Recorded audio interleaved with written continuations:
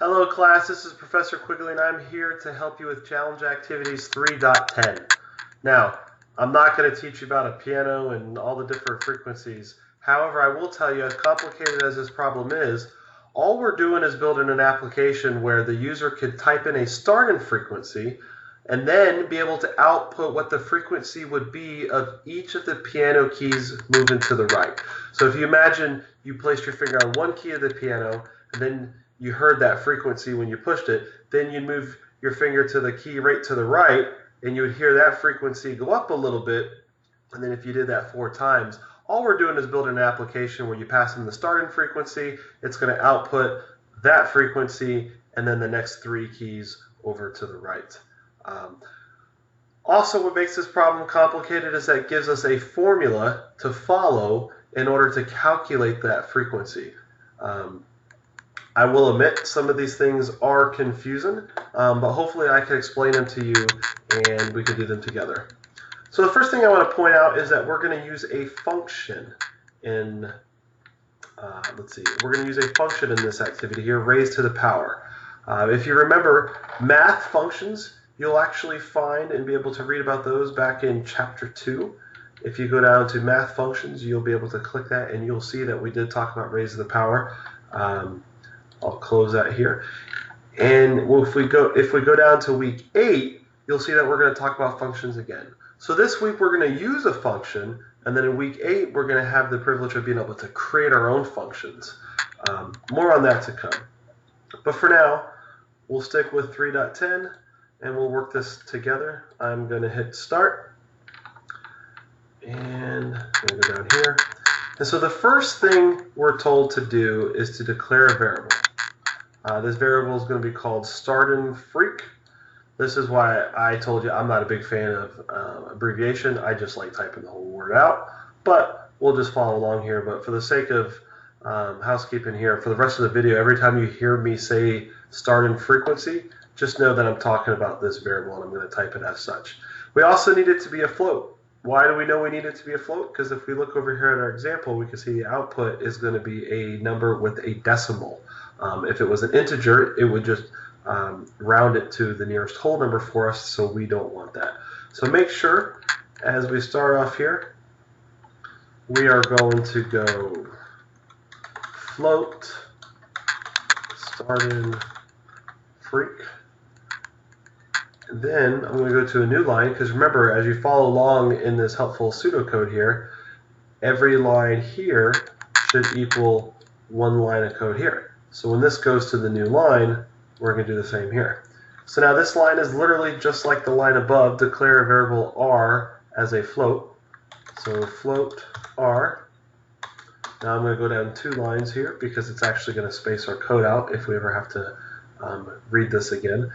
Now every time you see the word assign a value, that is letting you know that we're going to have to do an equal statement. So it says assign a value to starting frequency. So think about that in your head. We're about to assign a value to starting frequency, so let's go ahead and write starting frequency. Starting frequency equals. So starting frequency is going to equal something. That's very important. As you read this, you're going to read from left to right, and you're going to notice that things aren't necessarily in the order as they need to be over here. Sometimes over here it's going to be right to left, but over here it's going to be written in left to right. The reason why is because in all your code and editors, you start on the left with the variable that you want it to be, the value to be held in. So no matter what happens over here on the right hand side, I could say x equals 2, or I could say 10 times 10. Whatever happens on the right side is going to be stored in whatever you have on the left side. It will never ever be the other way around. So when it says assign a value to starting frequency, it's going to be starting frequency equals, and what does it equal? Get statement. Okay, so remember what I told you in the discussion threads about how you don't want a hard-coded application. We don't want starting frequency to always equal 5. What value is that going to have to the customer who's using our application? We want this application to be smart enough so that way anybody using it could pass in a starting frequency and we'll do all the math for them. Think about any application where it asked you for a value and then it did the calculation and it gave you a new value. So we're in Zybooks here. We're not building a real application. We don't have a real user that's going to type anything in for us. So we're going to do get next input. That line of code is going to make it so that Zybooks will pretend or simulate the customer and just put in some random value for us. Okay. Now I'm going to keep going. The pseudocode here says assign to R. So I'm going to say R equals, and what am I going to assign to R?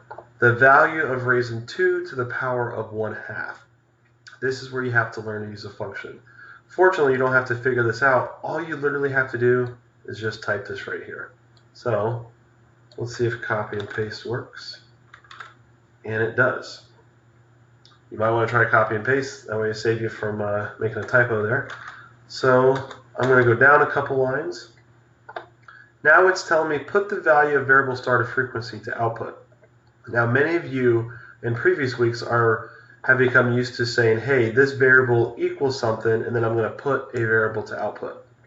This is a shorthand way of being able to say, I'm going to put to output, but rather than typing in a variable name like starting frequency, I can actually just put the result of a whole formula. So what I'm going to do is I am going to put the value of the variable starting frequency to output. I guess in this case it wanted me to do that. Get a little ahead of myself. Starting frequency to output. Let's go ahead and run that there. I'm going to hit check. And now you'll notice, obviously it says I got it wrong because I haven't finished. But you'll notice the first few digits here are not highlighted yellow. That means I got that correct. So I'm going to follow along here, and it says put a space to output. So let's go over here and do that. Oh, sorry, I had to hit next to continue.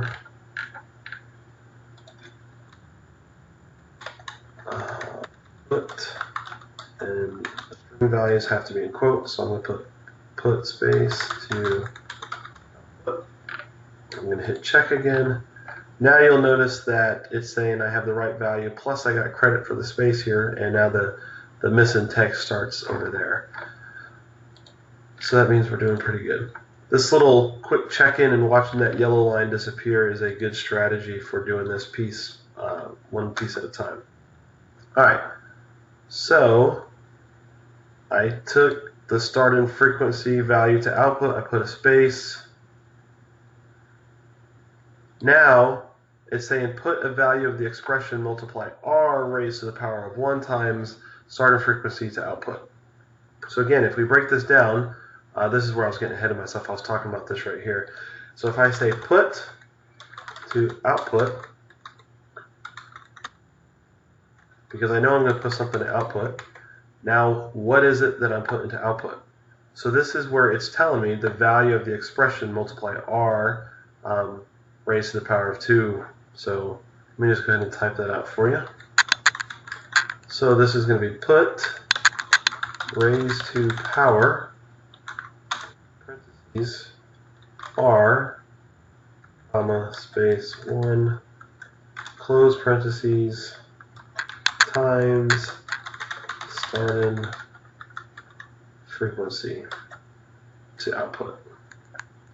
So basically we're calling the raised to power function in, and when you call the raised to power function, if you look back at chapter 2, it'll tell you how that works. So you raise to power, you pass in that formula there, and you pass in that value there, times starting frequency to output. So let's go ahead and run that together. So I'm going to hit check. Now you notice I've gotten much farther along. I have the original frequency, my space, and now I got the frequency of the next key in the piano there. So essentially it went up 1 step. And all we need to do to finish this out is to figure out what the next step over, because remember, it wasn't just the starting frequency, we're going to go over 3 piano keys to the right. So I'm going to go hit next so I continue. I'm going to put another space to output.